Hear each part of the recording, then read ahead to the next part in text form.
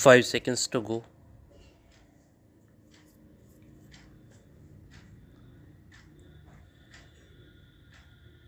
Start.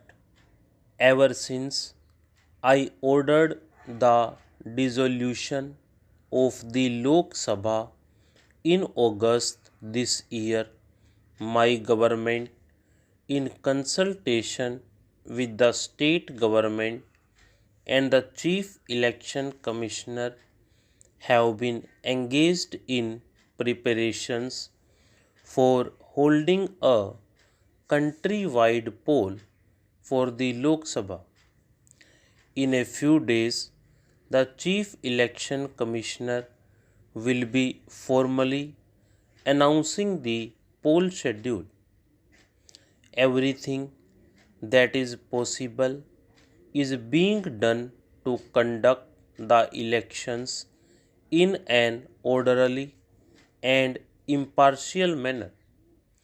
The magnitude and complexity of such a vast exercise is not without its problems. I am nevertheless determined that none of these problems will be allowed to stand in the way of holding a fair and free poll. All political parties have expressed themselves in favor of an orderly poll. There is no reason whatsoever for a reasonable person to contemplate that the elections will be postponed on one ground or the other. I would like to appeal to all people in the country not to give credence to rumors which suggest that a postponement of the elections is imminent. Such propaganda is ill conceived and serves no purpose other than to create confusion. It is the duty of each one of us as conscientious and law abiding citizens of this great country to discredit such unfortunate gossip. The elections will give our people an opportunity to elect their representatives to Parliament, which is supreme in all matters affecting the welfare and well being of our nation.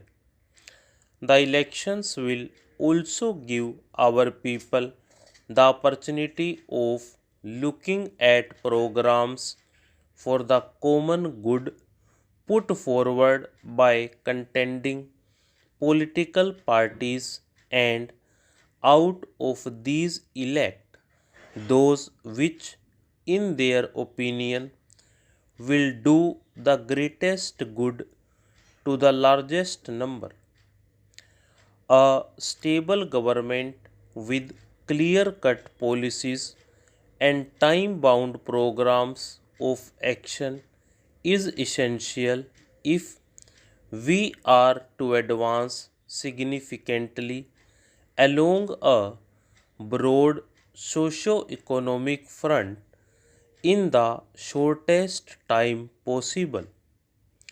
A great and heavy responsibility is therefore cast on each voter while exercising his or her franchise. During our struggle for independence, we dreamt of a free India marching towards progress and prosperity through peaceful democratic means. The founding fathers of our Constitution, with whom I had the privilege of being associated as a member of the Constituent Assembly, crystallized this vision into an assertion of the supreme will of our people and enshrined it in the preamble to our Constitution. We are pledged to the democratic way only. Since I spoke to you last in October this year, a significant stage in the election process has been completed. The contending political parties have put out their election manifestos and have fielded their candidates. We are ready for the poll. It is now for you to exercise your sovereign right as voters and express your preference for programs and individual candidates who will ultimately reflect your will in Parliament.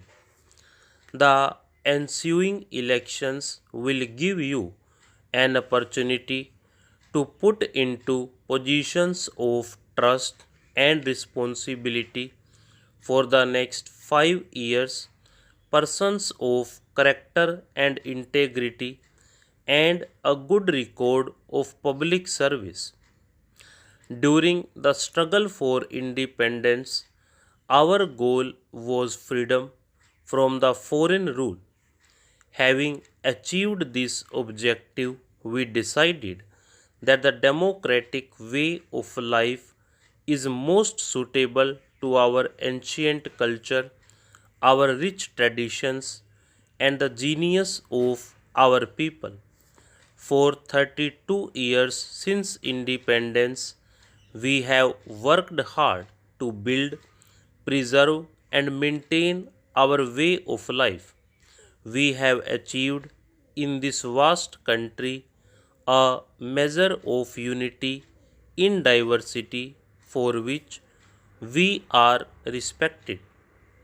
We are the world's largest democracy and can hold our heads high in the Committee of Nations because of the dignity we command on this account.